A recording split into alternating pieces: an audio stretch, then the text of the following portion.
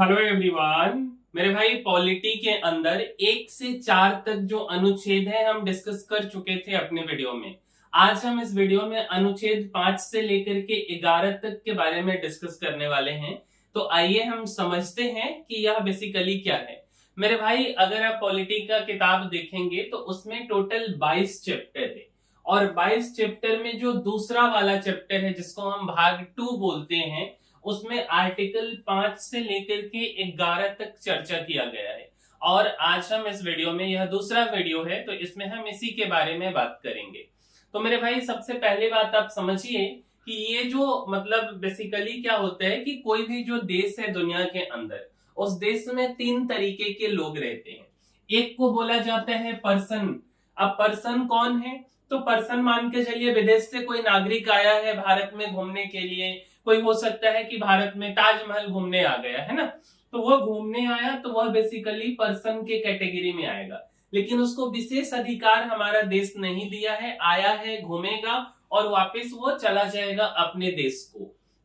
वह वोट नहीं दे सकता है, कोई भी हमारे देश का जो प्रीमियम अधिकार है इस देश के नागरिक का वह उसको नहीं मिलेगा।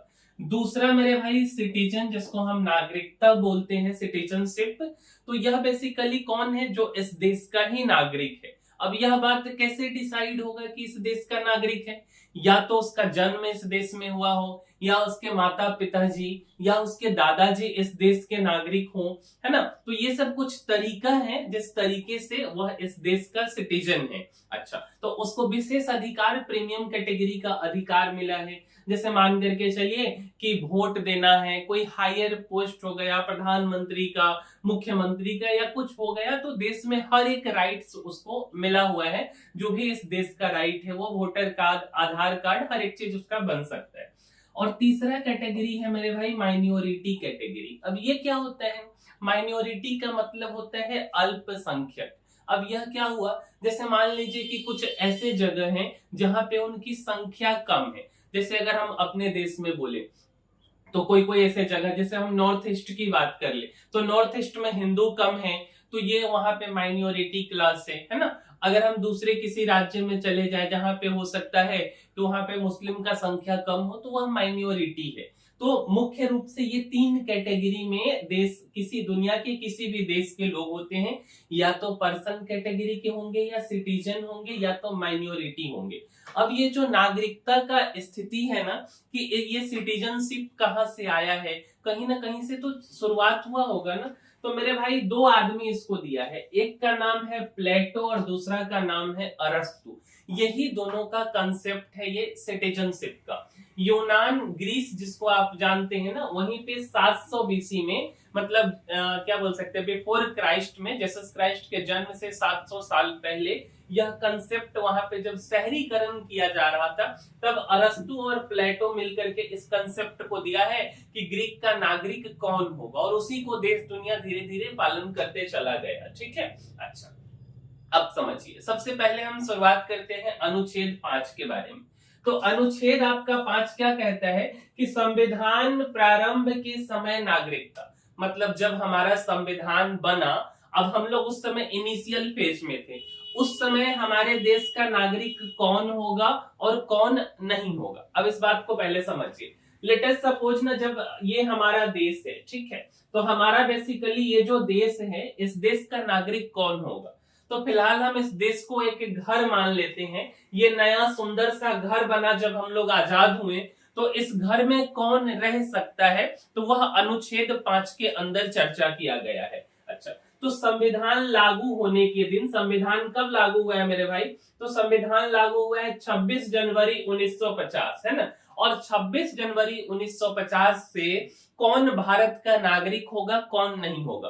तो अनुच्छेद 5 के अंदर 3 बात का चर्चा किया गया है। पहला बात बोला गया है कि जो लोग भारत में जन्म लिए हैं, क्या बोला गया है? जिनका जन्म भारत में हुआ हो। दूसरा कि अगर मान लीजिए कि उसका जन्म भारत में नहीं हुआ हो लेकिन उसके माता पिता भारत में जन्मे हो। और तीसरा कि जो संविधान लागू होने से पहले कम से कम 5 साल पहले भारत में रह रहा हो, 5 साल पहले से, या किसी दूसरे देश से भी आकर के भारत में 5 साल पहले आ गया हो। मतलब कि अगर वह 1945 में भारत में आया है किसी दूसरे तीसरे देश से, तो भी उसको हम अपना नागरिक मान लेंगे। अब जैसे समझिए, जो लोग भारत में जन्मा है, जैसे वो तो आसानी से उसको नागरिकता मिल गया है ना। उसके बाद दूसरा था कि उनके माता पिता, जैसे भारतीय लोग जो है दूसरे दूसरे देश में गए थे युद्ध लड़ने के लिए, क्योंकि हम लोग गुलाम थे अंग्रेज के, और अंग्रेज हम लोगों को दूसरे देश में ले गया। तो दूसरे देश में ले गया तो, लेकिन उनके माता पिता कहाँ के हैं, तो भारतीय हैं, तो उनको भी नागरिकता दे दिया गया। तो यही चीज है आपका अनुच्छेद 5 आर्टिकल 5 के अंदर। अब बात करते हैं हम आर्टिकल 6 के बारे में। तो आर्टिकल 6 आपका क्या कहते हैं कि पाकिस्तान से आए प्रवासी को माइग्रेंट बोलते हैं, उनको नागरिकता दिया जाना। अब ये समझिए, देखिए हम लोग का बंटवारा हो गया, पहले ये पूरा भारत का हिस्सा था, है ना, ये पूरा भारत का हिस्सा था, चाहे बांग्लादेश हो चाहे पाकिस्तान हो। तो बेसिकली क्या हुआ, जब हम लोग का बंटवारा हो गया, तो अभी ना आप ऐसे समझिए कि ये जो है बेसिकली एक गांव है। भारत को अभी हम एक देश ना मान करके एक छोटा सा, मतलब एक गांव मान लेते, एक बहुत बड़ा सा गांव मान लेते। अब गांव में 2 लड़का रह रहे हैं, एक लड़का है मोहन नाम का और एक लड़का है अली नाम का, दोनों साथ में रहता है।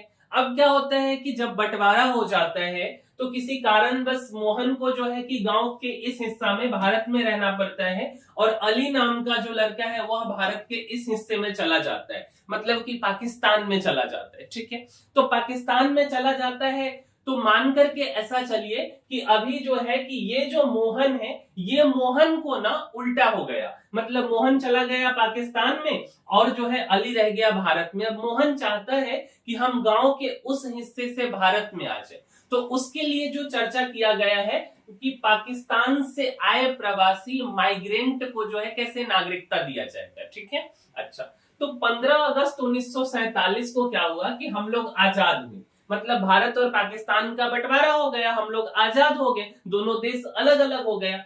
तो पाकिस्तान से जो है कि कुछ लोग भारत में आ गए, जो लोग सोचे कि चलो भाई पाकिस्तान में मुस्लिम लोगों के लिए जगह बनाया गया है और हिंदुस्तान में हिंदू लोगों के लिए जगह बनाया गया, तो पाकिस्तान से भारत आ गए। तो उनका जो बेसिकली नागरिकता है, उनको जो है कि बोला गया कि ठीक है, इसके बारे में जो है इसके अंदर चर्चा हुआ है आर्टिकल 6 के अंदर में। तो पाकिस्तान से जो भारत में बस गया और भारत में ही वह रहना चुना, तो इसके अंदर 3 बात के बारे में बताया गया है कि कैसे, कि अगर उसके मम्मी पापा या दादा दादी भारत में पैदा हुए हैं, मींस कि पूरा भारत और पाकिस्तान एक देश था, तो इसमें पैदा हुए हैं, तो उनको भारत का नागरिकता मिल जाएगा। दूसरा क्या बोला गया कि अगर 19 जुलाई 1948 से पहले भारत अगर वह व्यक्ति आ गया है, तब वह तुरंत भारत का नागरिक बन जाएगा। क्योंकि देखिए, जब बात आया था बंटवारा का, तो बंटवारा का जब बात आया तो लगभग सबको पता था कि भाई अब और दिन यह खींचा नहीं जा सकता है, भारत का 2 हिस्सा होने वाला है, एक हिस्सा पाकिस्तान बनेगा और दूसरा हिस्सा भारत बनेगा। तो उसमें बोला गया कि 19 जुलाई 1948 से पहले जो आदमी पाकिस्तान में रह रहा है और वह भारत में आ गया है, तो उसको हम अपने देश का नागरिक मान लेंगे। और तीसरा कि अगर 19 जुलाई 1948 के बाद आया तो उसे भारत में कम से कम 6 महीना रहना पड़ेगा और फिर अधिकारी को नागरिकता का फॉर्म देना पड़ेगा। मतलब देखिए, कोई ऐसा भी आदमी हो सकता है कि वो शुरुआत में चला गया, 1948 के बाद आया, जब मार दंगा चालू हो गया। ऐसा हुआ है कि आप जो मूवी देखेंगे उसमें क्या हुआ, मूवी में ये दिखाया गया है कि देखो पहले किसी को लगा कि भाई चलो, जैसे इसी को देख लीजिए, ये जो मान के चलिए कि मोहन है, मोहन को लगा कि नहीं भाई हम चले जाते हैं पाकिस्तान में। अब जब 1948 आया, मार दंगा चालू हो गया, वहां से हिंदू को भगाना शुरू कर दिए, तो ये बोला कि नहीं भाई गलत देश में आ गए हैं, चलो भारत में। तो मेरे भाई, अगर कोई अपने देश से, आपके घर से कोई रुस करके गुस्सा करके भाग गया है, तो अगर वह शाम को घर आना चाहते तो उसको नहीं रखिएगा ना, तो जो लोग पाकिस्तान चले गए और 19 जुलाई 1948 के बाद में आए हैं तो उनको 6 महीने तक कम से कम भारत में रहना पड़ेगा और उसके बाद उनको जो है एक फॉर्म फिलअप करना होगा। जो भी संबंधित अधिकारी इसको देख रहे होंगे उसके बाद उसको भारत का नागरिकता ration card voter I card बना करके दे दिया जाएगा और वह भारत के नागरिक हो जाएंगे। तो आर्टिकल 5 और आर्टिकल 6 आपको समझ आ गया। अब बात करते हैं आर्टिकल 7 के बारे में। पाकिस्तान में गए हुए लोग माइग्रेशन टू पाकिस्तान, मतलब जो लोग पाकिस्तान चले गए लेकिन उनको मन नहीं लगा, अब उनका मन कर रहा है कि चलो भाई वापस जो है कि अपने देश को आ जाते हैं, भारत आ जाते हैं। जैसा ये समझिए ये हमारा देश है, मान करके चलिए कि इस देश में एक क्लब है, ठीक है, इस देश में एक क्लब है और ये जो बच्चा है ना बेसिकली इस क्लब में है, ठीक है। अब क्या हो रहा है ना कि अब बोला गया कि इस बच्चे को बोला गया कि भाई ठीक है अब तुम पाकिस्तान, ये जो क्लब है ये बंटवारा में पाकिस्तान में चला गया। क्लब हम जस्ट एक एग्जांपल लिए हैं। अब ये बच्चा जो है कि भारत में आना चाह रहा है, एकदम गुस्सा हो गया कि नहीं हम पाकिस्तान में नहीं रहेंगे। तो इसके लिए क्या अधिकार दिया गया आर्टिकल 7 में, तो बोला गया कि वह व्यक्ति जो 1 मार्च 1947 के बाद भारत से पाकिस्तान चला गया उसकी नागरिकता तो वहीं खत्म हो गई। क्या बोला गया कि वह व्यक्ति जो पाकिस्तान चला गया, कब गया, 1 मार्च 1947 के बाद जो व्यक्ति पाकिस्तान चला गया, जैसे ये बच्चा चला गया तो उसका नागरिकता वहीं पे समाप्त हो गया। और दूसरा कि अगर वह व्यक्ति सरकार से परमिट लेकर वापस आया, मतलब अगर उसको वापस आना है तो उसको एक परमिट लेना है, ठीक है। अब वहां के जो संबंधित अधिकारी है वह परमिट देंगे, उस परमिट को लेकर के आएगा तब जाकर के हम लोग उसको कुछ दिन के बाद में नागरिकता दे देंगे, तो उसे फिर से भारतीय नागरिक बनने का मौका मिल सकता है। क्लियर है, मतलब कि आर्टिकल जो है 7 क्या कहता है, वह व्यक्ति जो 1947 में मार्च के बाद पाकिस्तान चला गया, भारतीय नागरिकता समाप्त हो गया और उसके बाद अगर वह आना चाहता है, परमिट ले लिया, उसके बाद परमिट बनना शुरू हो गया कि वहां जो भारत से पाकिस्तान जाता था यहाँ के अधिकारी से उसको परमिट लिखवा के ले जाना होता था और जो पाकिस्तान से भारत आता था पाकिस्तानी अधिकारी से उसको परमिट लेकर के भारत आना पड़ता था। तो अगर आप परमिट लेकर के आए हैं तो फिर हम आपको अपने देश में रख लेंगे, कुछ दिनों के बाद आपको नागरिकता दे दिया जाएगा, ठीक है। अच्छा, अब बात आता है आर्टिकल 8 का, अनुच्छेद 8 का, कि विदेश में रहने वाले भारतीयों की नागरिकता। जैसे मान लीजिए अब ये ना एक बच्चा है, छोटा सा प्यारा सा अरब बच्चा है, ठीक है, अरब इसका नाम है। इसके माता पिता जो है बेसिकली भारतीय हैं, इसके दादा दादी भारतीय हैं, ठीक है, बट इसके जो पिताजी हैं वो पिताजी अपने फैमिली के साथ में अमेरिका चले गए, लेकिन इसके जो दादा दादी हैं वो जन्म से भारतीय थे। अब ये बच्चा अभी छोटा है, लेट अस सपोज 5 साल का है, ठीक है, 5 साल का ये बच्चा है। अब 5 साल का बच्चा, इसको तो पता ही नहीं है कि मेरे लिए भारत अच्छा है कि अमेरिका अच्छा है, किधर रहा जाए, है ना। तो इसके दादा दादी लेकिन भारतीय थे, इसके मम्मी पापा अमेरिका जाना चूज किए।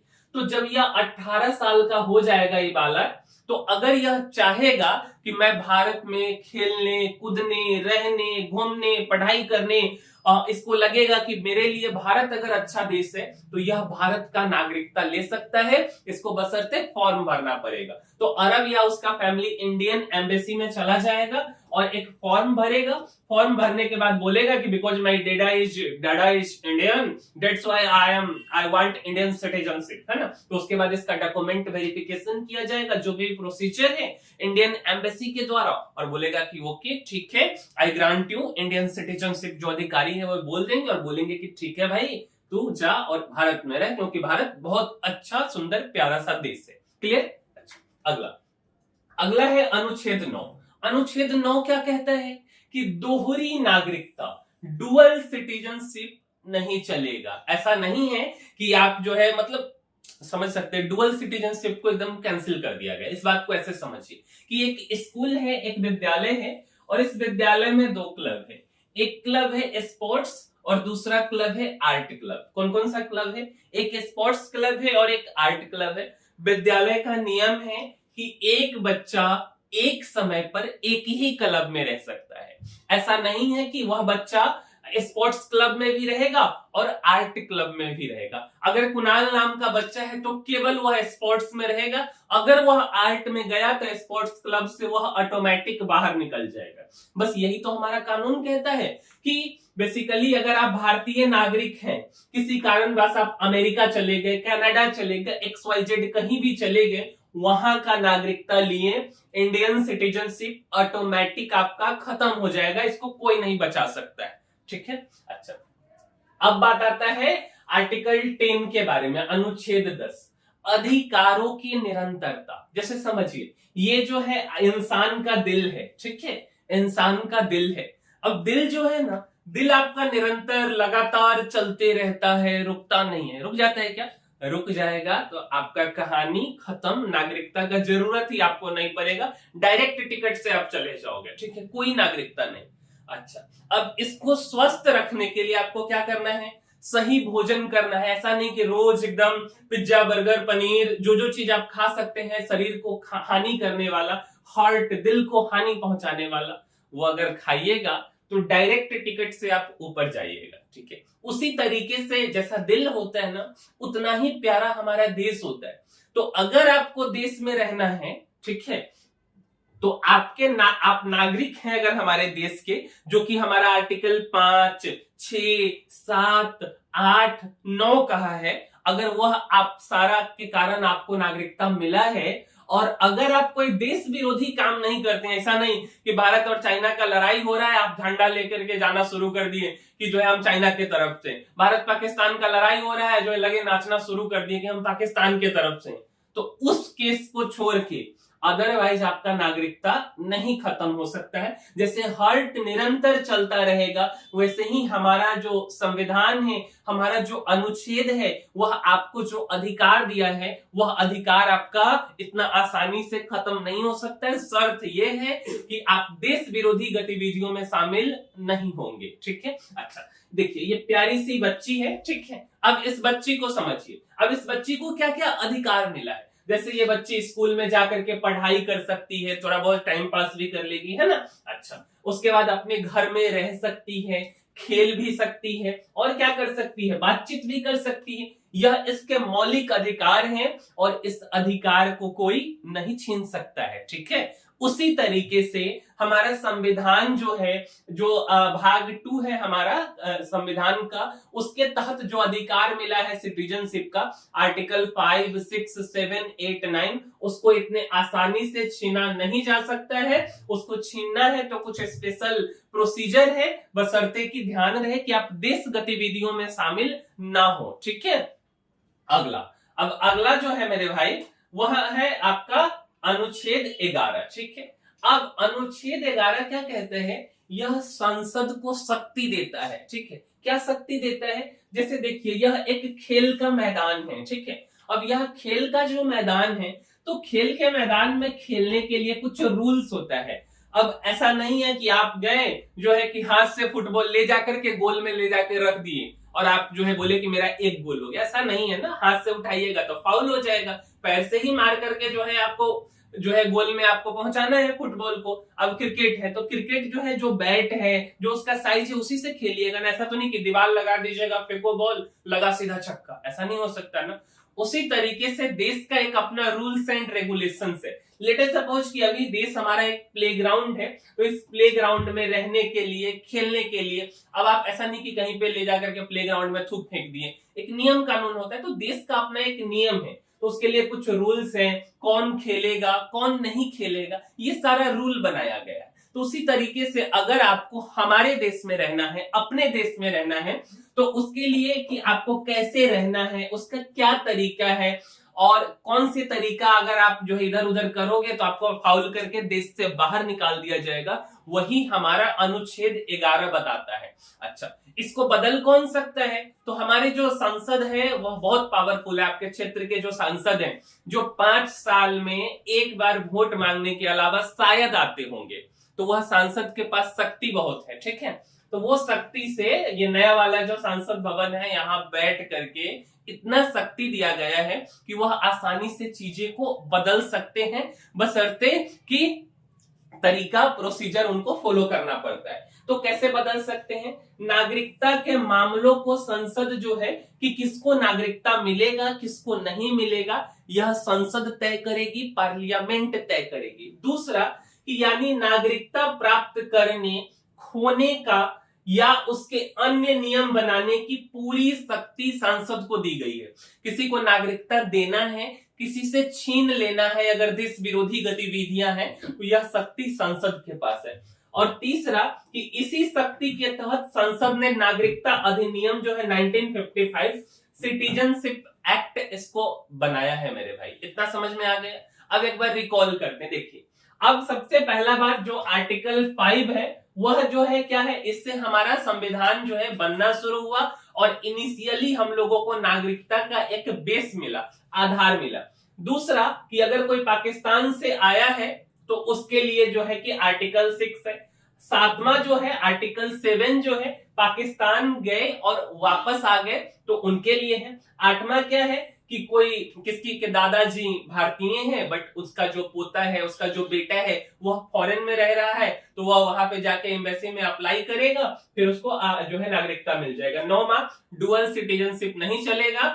10वां क्या है कि जो भी ऊपर से लेकर के 9 तक का आपका अधिकार है यह जो है कि खत्म नहीं हो सकता है, बशर्ते देश गतिविधि नहीं होना चाहिए। और 11वां कि संसद के पास में बहुत ज्यादा पावर है जो है इन चीजों को बदलने का, किसको नागरिकता दिया जाए किसको ना दिया जाए। बट 11 में एक बात ध्यान रखने वाली बात है कि यह जो संसद का पावर है वह जो है किसी को नागरिकता देना है किसी से लेना है, यह सारा गृह मंत्रालय के अंदर आता है। गृह मंत्रालय इस बात को तय करेगा कि किसको देना है और किससे छीन लेना है। तो इस बात को ध्यान रखिएगा। वर्तमान में हमारे गृह मंत्री अमित शाह जी हैं, तो उनका जो मंत्रालय है उनके अकॉर्डिंग ये नागरिकता सिटीजनशिप देना लेना जो आर्टिकल 11 है वो उनके तहत वर्क होता है। अब समझिए, ये जो बने हैं वो तो ठीक है, बट इसके बाद ना जो नागरिकता अधिनियम है इस बात को समझिए। तो हम लोगों का जो नागरिकता अधिनियम है वह 1955 में बनाया गया। अब 1955 जो है हमारा नागरिकता को सिटीजनशिप एक्ट बोलते हैं अधिनियम को, तो हमारा सिटीजनशिप एक्ट 1955 में बनाया गया। अच्छा, भारत का वह कानून जो बताता है कि कोई आदमी भारत का नागरिक कैसे बनता है, कब उसकी नागरिकता खत्म हो सकती है और किन हालात में सरकार नागरिकता आपसे छीन सकती है। और यह संविधान के अनुच्छेद जो कि आर्टिकल 5 से 11 के बाद डे टू डे का नियम है कि आपको जो है कि कैसे नागरिकता मिलेगा, सरकार कैसे छीन लेगी, यह आपका कब सिटीजनशिप एक्ट 1955 के अंतर्गत आता है। क्लियर? अच्छा, अब समझिए, अगर मान लीजिए ना कि इसमें क्या क्या चीजों के बारे में चर्चा है कि किसी को नागरिकता पाना है, 2-3 चीजों के बारे में चर्चा है कि जो है सरकार इसको कैसे कैसे जो है सिटीजनशिप एक्ट को बदली है जब जब जरूरत पड़ा है। दूसरा कि अगर आपको भारत में रहना है तो यहाँ का नागरिकता पाने के कितने तरीके हैं और कौन सा ऐसा आप कार्य करेंगे कि आपका नागरिकता छीन लिया जाएगा। तो अब भारत का नागरिकता पाना चाहते तो 5 ऐसे तरीके हैं जिनसे आपको भारत का नागरिकता मिल सकता है। 3 ऐसा तरीका है जिससे भारतीय नागरिकता आपसे छीना जा सकता है। ठीक है, तो पहला समझिए, नागरिकता पाने के लिए सबसे बड़ा जो आधार है वह जन्म का आधार है कि भारत में पैदा होने वाला बच्चा भारतीय नागरिक बन सकता है कुछ नियमों के हिसाब से। अब ये वाला जो है ये थोड़ा सा गड़बड़ बन गया था उस समय के हिसाब से। देखिए, शुरुआत में कोई भी चीज बनता है ना बहुत अच्छा नहीं बनता है। अब जैसे मान के चलिए अमेजन बना, गूगल बना, है ना, या एप्पल बना जिसको आज जो है कि इतना पसंद किया जाता है, तो क्या शुरू में ही ऐसा आईफोन एप्पल बनाने लगा? नहीं। गूगल क्या शुरू से ही इतना बेहतर है? नहीं, एकदम बेकार बना था, धीरे धीरे सुधार किया गया। तो ये जो हमारा नागरिकता पाने का जो मतलब तरीका है उसमें सबसे पहला जो है जन्म से, ये वाला थोड़ा सा खतरनाक था जब शुरू शुरू में बना। बोला गया कि जो बच्चा भारत में पैदा होगा वो भारत का नागरिक। अब लेटर सपोज कर लीजिए हमारा पड़ोसी मुल्क एकदम हरामी कैटेगरी का है, तो पाकिस्तान से क्या होता था कि पाकिस्तान में जनरली क्या होता है, एक आदमी 10-10, 15-20-20 शादी कर लेता है। अब शादी करके जो है बेसिकली क्या किया जो है कि भारत में जो है अपने पत्नी को पहुंचा दिया वहां पे जो है, और इसके बाद जो उसका 8-9 महीना यहाँ पे पत्नी उसकी रही और रहने के बाद में जो है कि वो डिलीवरी उसका यहाँ मतलब इंडिया में हो गया। अब इंडिया में हुआ तो उसको ऑटोमेटिक नागरिकता मिल गया। फिर उसके बाद वो देश गतिविधियों में धीरे धीरे उसको 17-18 साल ट्रेंड किया गया, जम्मू कश्मीर ले जाकर के उसको आतंकवादी बना दिया गया। इस तरीके से मिसयूज होना शुरू हो गया। अब कोई भी आदमी भारत में आएगा और जो है मान के चलिए वो प्रेग्नेंट हो गई पाकिस्तान में, पाकिस्तानी आदमी है, भारत में ले आकर के उसको जो है डिलीवरी करवा दिया गया, फिर जाकर के उसको भारतीय नागरिकता मिल गया। तो ये थोड़ा सा गड़बड़ बन गया था। और ये चला कितने तक, तो देखिए 1950 में जिसको मिला, 1955 में हम लोग अधिनियम बनाए, 1986 1987 तक, 1986 में हम लोग दूसरा बनाए हैं, तो 1987 तक ऐसे चला। तब जाकर के सरकार जगी कि भाई ये तो गड़बड़ हो गया कि कोई भी आदमी भारत में आ रहा है, कोई ताजमहल देखने आया, कोई लाल किला देखने आया और जो है यहाँ पे आकर के जो है उसका बच्चा हो गया, और बच्चा होने के बाद जो है कि वो भारत का नागरिकता उसको ऑटोमेटिक मिल गया। तो जाकर के सरकार इसको नियम को बदली। अब सरकार बोली क्या कि देखो भाई ऐसा है कि 1987 से लेके 2004 तक जो है ये चीज चला है, ठीक है।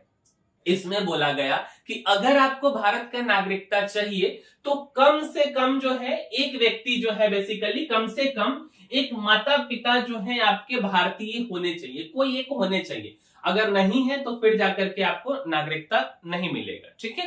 अच्छा, तो इसके बाद इसमें भी थोड़ा बहुत गड़बड़ हुआ, धीरे धीरे फिर से जाकर के सुधार हुआ। उसके बाद जो बना है 2004 में, 2013, 12, 2004 के बाद कि दोनों माता पिता भारतीय हो या एक भारतीय हो और दूसरा जो है बेसिकली गैर इलीगल माइग्रेंट नहीं होना चाहिए। मतलब ऐसे समझिए कि दोनों भारतीय होना चाहिए। अब इस बात को ऐसे समझिए कि लेटर सपोज कर लीजिए कि कोई आदमी आया, कोई विद्यार्थी आया पाकिस्तान से भारत में पढ़ने के लिए। अब पढ़ने के लिए वहां से आया और उसके बाद वो क्या करता है कि यहाँ पे आकर के किसी से शादी कर लिया। अब किसी से शादी कर लिया, यहाँ लंबे समय से रह रहा है, ठीक है। तो उस केस के लिए ये था। तो ये वाला तो धीरे धीरे जो है आपका सुधार हुआ है। तो सबसे पहला वाला काफी लंबा था जो कि बहुत बेकार था। फिर धीरे धीरे 1987 से जो 2004 तक चला, तो उसमें क्या हुआ, कम से कम एक जो है कि माता पिता में से कोई एक भारतीय होने चाहिए, फिर दोनों माता पिता भारतीय होने चाहिए। ऐसे करके नियम धीरे धीरे सुधारा गया। अब जाकर के काफी सुधार आ गया। दूसरा जो तरीका है आपको नागरिकता पाने का वह है वंशानुगत, जिसको हम इंग्लिश में डिसेंट बोलते हैं। अब इसमें क्या है कि माता पिता में से कोई एक भारत का नागरिक हो तो बच्चा भी भारत का नागरिक होता है। लेकिन शुरुआत में जब इस अधिनियम को बनाया गया तो माता और पिता नहीं जोड़ा गया था, केवल पिता को जोड़ा गया कि अगर पिता भारतीय हैं तो उस केस में आपको जो है कि नागरिकता कहाँ का मिलेगा, तो भारत का मिल जाएगा। लेकिन इस केस में दो चीजें उत्पन्न हुई। जैसे मान करके चलिए आप सानिया मिर्जा के केस में, सानिया मिर्जा भारतीय है, चली गई जो है वो कहां, पाकिस्तान में शादी करके पाकिस्तान में चली गई। तो उस समय जो अधिकार दिया गया वह पिता का अधिकार दिया गया। अब उसका जो पिता है सानिया मिर्जा का जो बच्चा होगा, तो उसके जो पति हैं, तो उसके जो पति हैं बेसिकली वह पाकिस्तानी है, तो ऑटोमेटिक उसका बच्चा पाकिस्तानी हो जाएगा। तो इस केस में जो है धीरे धीरे बात उठने लगा कि भाई देखो हमारा जो संविधान है वह नर नारी एक समान वाला है, माता पिता दोनों को मतलब महिला पुरुष दोनों को समान अधिकार दिया गया है। फिर यहाँ पे पिता वाला कंसेप्ट क्यों आया है कि पिता अगर भारतीय है तो बच्चा उनका भारतीय होगा, ये गड़बड़ था। तो इस बात को धीरे धीरे सुधारा गया और बोला गया कि नहीं, माता और पिता दोनों अगर भारतीय हैं तब आप जो है दोनों में से अगर भारतीय हैं तब जाकर के आपको नागरिकता मिल जाएगा। अच्छा, तीसरा समझिए, तीसरा है रजिस्ट्रेशन का प्रक्रिया। रजिस्ट्रेशन में कुछ लोग जैसे भारत से बाहर जन्मे भारतीय मूल के लोग, भारतीय नागरिक से शादी करने वाले, है ना, को रजिस्ट्रेशन करके नागरिकता दी जा सकती है। सरकार के नियमों के अनुसार आप आवेदन कर सकते हैं। जैसे 7 साल मतलब 7 साल के बाद इस चीजों को जो है आप आवेदन कर सकते हैं, 7 साल से पहले आप नहीं कर सकते। अगला है नेचुरलाइजेशन, जिसको प्रकृतिकरण बोलते हैं। इस तरीके से आप नागरिकता पा सकते हैं। जैसे मान लीजिए कि यह क्या है कि किसी को, कोई आदमी बहुत इंटेलिजेंट है, किसी भी क्षेत्र में हो सकता है। अब किसी को तबला बहुत अच्छा बजाने आता हो, कोई साइंस एंड टेक्नोलॉजी में बहुत ज्यादा अच्छा हो, ठीक है। उसके बाद उसको भारत की जो 22 भाषा है उस भाषा में से कोई भाषा आता हो और कम से कम वह भारत में 10 साल से रह रहा हो और कोई भी देश की गलत गतिविधियों में, देश विरोधी गतिविधियों में शामिल ना हो, तब जाकर के उसको गृह मंत्रालय जो सांसद है वह विचार करेगी कि भाई इसको नागरिकता देना है कि नहीं देना है। मन होगा तो दिया जाएगा, नहीं मन होगा तो नहीं दिया जाएगा। यह बात कुछ ऐसे ही है कि अगर आप ग्रेजुएट हैं तो सिविल सर्विसेज, आईएएस, आईपीएस का फॉर्म भर सकते हैं। इस बात का बिल्कुल यह मतलब नहीं है कि आप ग्रेजुएट हैं तो आप आईएएस बन गए। फॉर्म भर सकते हैं, एग्जाम निकलेगा तब जाकर के आप जो है आईएएस या आईपीएस या आईआरएस जो भी है वो बन पाएंगे। मतलब कि सरकार चाहेगी तो आपको नागरिकता देगी, नहीं चाहेगी नहीं देगी।